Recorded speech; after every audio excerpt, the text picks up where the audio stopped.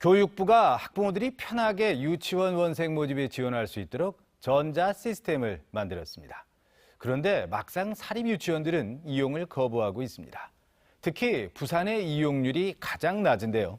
부산시 교육청이 참여하지 않는 유치원들을 강력하게 제재하겠다고 밝혔습니다. 윤파란 기자가 보도합니다. 번호가 적힌 탁구공을 뽑자 로또에 당첨된 듯 기뻐하는 학부모. 유치원 신입생 모집에 합격한 겁니다. 15번 축하합니다. 15번 어머니 나와주세요.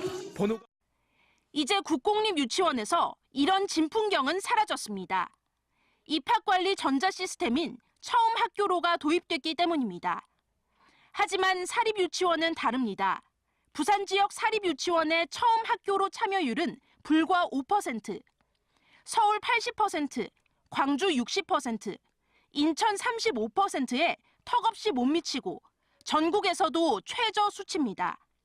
국공립 유치원과 불공정한 경쟁을 벌여야 한다는 게 참가 거부의 주된 이유입니다.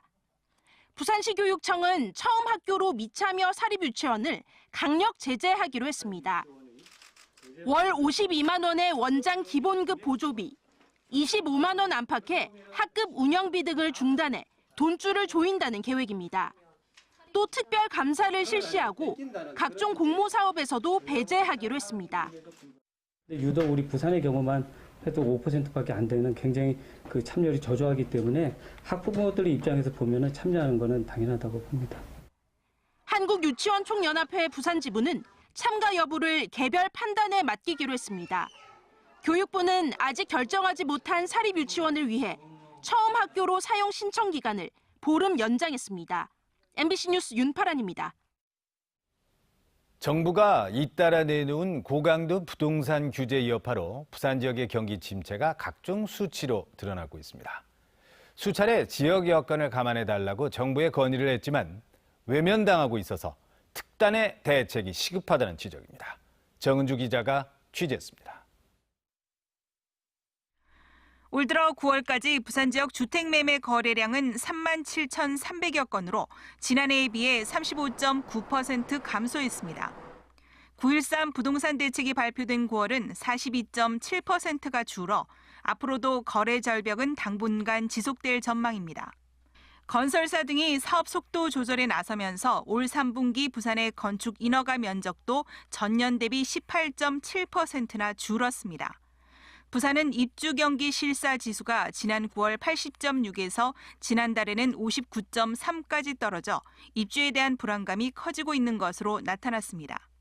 이제 대출 규제까지 더욱 더 강화됐을 경우에는 입주 아파트들을 이제 중심으로 해서 기존 아파트까지 시장 침체는 이제 더욱 더 커질 가능성이 높습니다.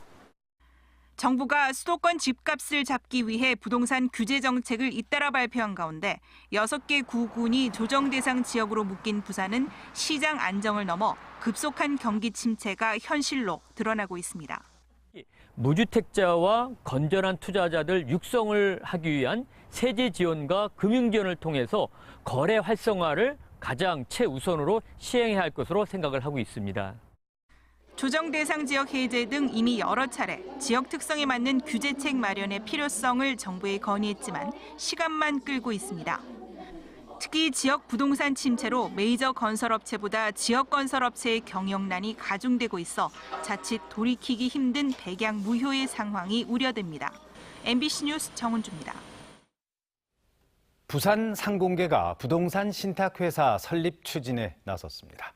부산에 부동산 신탁사가 설립되면 지역 현안 개발 사업에 탄력이 붙을 것으로 기대됩니다. 이 소식은 민성빈 기자가 전해드립니다.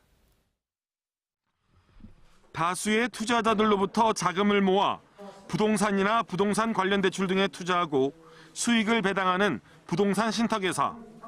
금융당국이 2009년 이후 처음으로 신규 인가를 내주기로 했습니다. 내년 상반기 최대 3곳까지 허가가 예상되면서 부산 상공회의소가 설립 추진에 나섰습니다. 지역 금융회사, 건설사 등과 컨소시엄을 구성할 계획입니다. 예상 자본금 300억 원, 직원 150명 규모로 30여 개 지역 기업이 참여할 것으로 전망됩니다.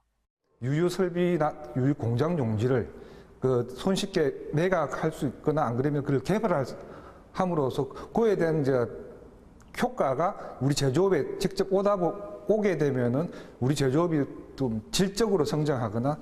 부산 상인은 현재 국내 11개 부동산 신탁회사가 모두 서울에 본점을 두고 있어 부산에도 반드시 필요하다는 입장입니다. 지금 현재 운영되고 있는 부동산 신탁회사들의 매출의 약 35% 정도가 우리 부울경을 중심으로 한 영남권에서 일어나고 있습니다. 오시리아 관광단지와 북항지개발, 에코델타시티 등 대규모 개발 사업이 진행 중인 부산에 부동산 신탁회사가 설립되면 지역 현안 사업이 한층 탄력을 받을 전망입니다. 또 지역 건설 기업들의 참여도 더 수월해질 전망입니다. 부산 상공대는 부동산 신탁회사 설립으로 지역 개발 사업의 부가가치를 지역에 재투자하는 연결고리를 만들 수 있을 것으로 기대하고 있습니다. MBC 뉴스 민성빈입니다. 조선업 생산이 올해 저점을 기록하고 내년부터는 반등을 할 것이란 연구 결과가 나왔습니다. BNK 금융경영연구소에 따르면 국내 조선사 수주량은 올 들어 8월까지 756만 CGT로 지난해 같은 기간에 비해서 101.3%가 늘어 세계 선박 수주량 1위를 차지했습니다. 또 국제 유가 상승과 교역량 확대로 LNG선과 대형 컨테이너선 등을 중심으로 내년 조선업 수주도 증가할 것으로 내다봤습니다. 한편 이런 긍정적인 전망에도 동남권 조선기자재 상장기업 19개 회사의 평균 매출액은 2015년 이후 올 상반기까지 지속해서 감소한 것으로 나타났습니다. 부산의 한 병원 응급실을 찾은 남성이 왜 물을 주지 않냐며 병원 직원을 폭행하고 난동을 부리다 경찰에 적발됐습니다. 그런데 이 소동을 피운 남성은 오히려 이런 신고를 받고 처리해야 할 경찰서 112 상황실장이었습니다. 송광모 기자입니다. 과음으로 위경련을 일으켜 부산의 한 병원 응급실을 찾은 57살 정모 씨. 침상에 앉아 병원 직원과 대화를 나누는가 싶더니 요구를 들어주지 않자 갑자기 이불을 던지며 거칠게 항의하기 시작합니다. 화가 풀리지 않았는지 여성 직원에게 다가가 주먹질을 시도합니다. 갑작스런 상황에 직원들이 뛰어나와 말려보지만 소용없습니다. 오히려 사태를 수습하러 온 남자 직원의 머리채를 잡아 내동댕이 치려 합니다. 시민까지 나서 정 씨를 말려보지만 역부족입니다. 힘이 세서 그렇게 좀 술을 드시고 해서 하셔서 우리 간호사들이고 우리 업무과 직원이고 그 총 경찰이 있었고 의사도 한 대 맞고. 신고를 받고 출동한 경찰이 정 씨를 현행범으로 체포했는데 황당하게도 정 씨는 경정급 경찰 간부로 경찰서 112 상황실장인 것으로 확인됐습니다. 물을 달라는 정 씨에게 병원 측이 복통 환자에게는 의사 지침에 따라 물을 주지 않는다고 하자 난동을 부린 것으로 드러났습니다. 응급실 의료진 폭행 사건이 잇따르자 경찰이 응급실 폭력 사범에 무관용 원칙으로 대응하겠다고 공언한 지 불과 2달 만에 벌어진 일입니다. 정 씨의 폭행으로 다친 의사 등 2명은 현재 병원 치료를 받고 있습니다. 경찰은 정경정을 직위 해제했으며 CCTV 분석과 피해자 조사를 통해 혐의가 확정되면 엄중 처벌하겠다고 밝혔습니다. MBC 뉴스 송광모입니다. 음주운전을 하고도 음주 측정에 불응하는 파렴치 음주운전이 잇따르고 있습니다.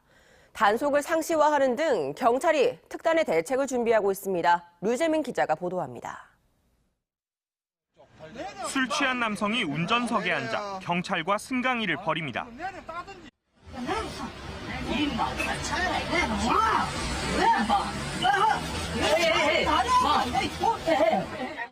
54살 A씨가 음주 상태로 역주행하다 10분 만에 붙잡혔는데 음주 측정에 막무가내로 응하지 않은 겁니다. 술을 마시고 운전대를 잡은 50대 여성도 중앙 분리대를 들이받고 도주하다 덜미를 잡혔지만 역시 음주 측정을 거부했습니다. 음주의 증거만 잡히지 않으면 괜찮다는 생각 때문으로 풀이됩니다. 특히 음주운전은 사회적으로 관대한 인식 탓에 한 번으로 그치는 것이 아니라 2-3번 반복되는 경우가 많습니다. 최근 5년간 음주운전 재범률은 지난해를 제외하면 꾸준히 증가 추세이며 음주 사고를 낸 재범 운전자 가운데 3차례 이상 운전자도 16%에 이릅니다. 경찰은 앞으로 낮밤을 가리지 않는 단속을 벌이고 동승자에 대한 처벌도 강화하기로 했습니다. 또 차량 압수도 단속 적발 4번 이상에서 삼진 아웃제를 적용키로 했습니다.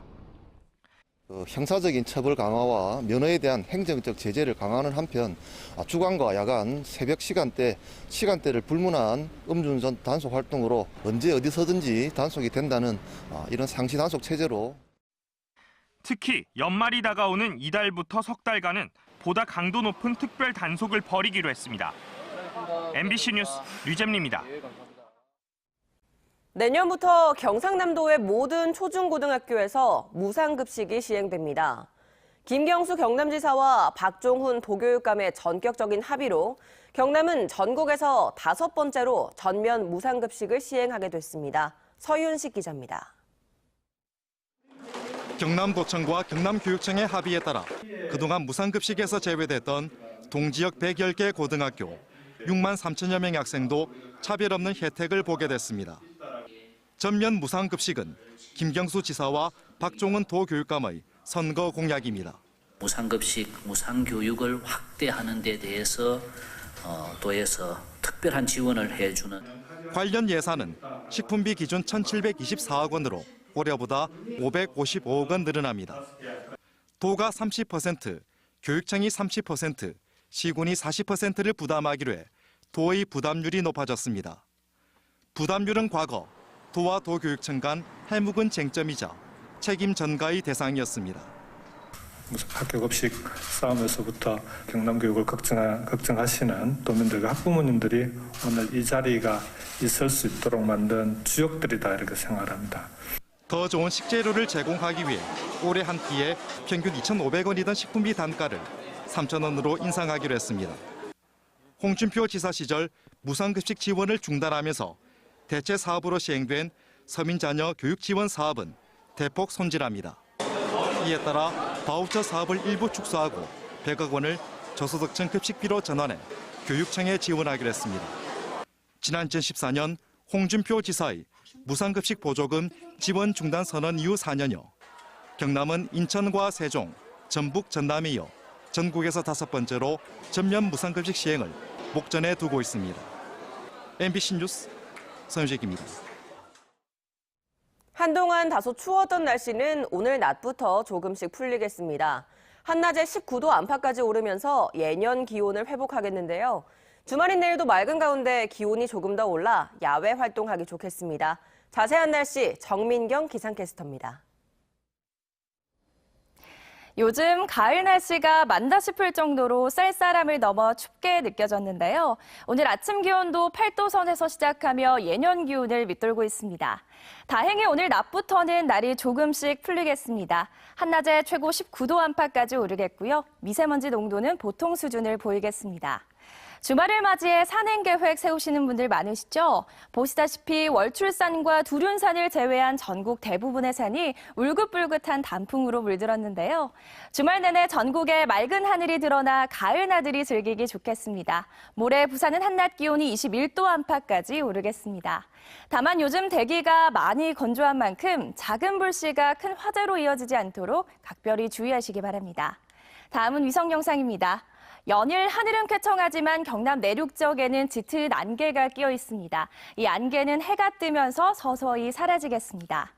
경남 지역의 아침 기온은 어제와 비슷해 쌀쌀합니다. 한낮에는 부산과 양산이 19도, 창원은 17도로 어제보다 1, 2도가량 높겠습니다.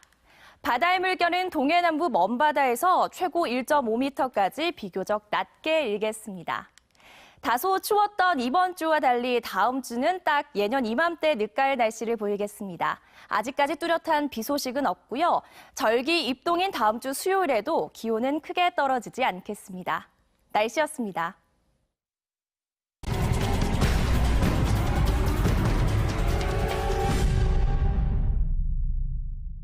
어제 낮 12시 반쯤 북구 금정산 8부 능선에서 등산을 하고 있던 29살 A씨가 갑자기 탈진 증상을 호소하면서 소방당국이 긴급 구조에 나섰습니다.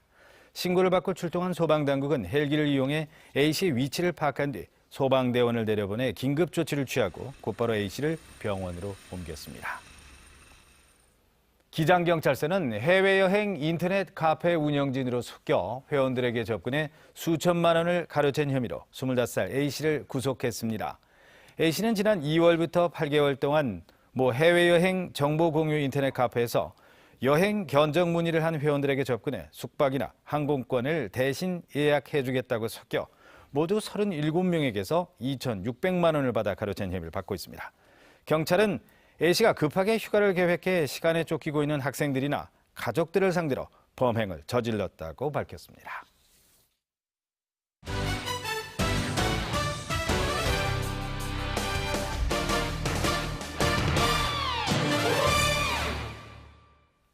프로농구 부산 KT의 국가대표 가드 허훈 선수가 빠른 재활 치료를 위해서 일본으로 출국했습니다. 부산 KT는 5경기 연속 2자릿수 득점을 올리며 팀의 핵심 선수 역할을 했던 허훈이 최근 입은 부상을 빠르게 치료하기 위해 어제 일본 요코하마로 떠났다고 밝혔습니다. 허훈은 지난달 28일 전주 KCC와의 경기에서 경기 시작 1분 만에 왼쪽 발목 인대를 다쳐 전치 4주의 진단을 받고 전력에서 이탈했습니다. 태풍 피해로 인해 공사 중지 명령을 받은 해운대 LCT의 공사가 일부 재개됐습니다. 해운대구는 안전사고 우려로 인해 공사 중지 명령을 내렸던 LCT 건설 현장에서 내부 인테리어에 한해 공사를 진행하도록 했다고 밝혔습니다. 하지만 파손된 유리의 교체 작업 방법과 장비 안전 문제에 대한 추가 확인이 필요해 공사 전면 재개 지시는 내려지지 않았습니다. LCT 공사는 지난달 6일 태풍 콩레이로 인해 외벽 유리창 1,100여 장이 깨지면서 공사 중지 명령이 내려졌습니다.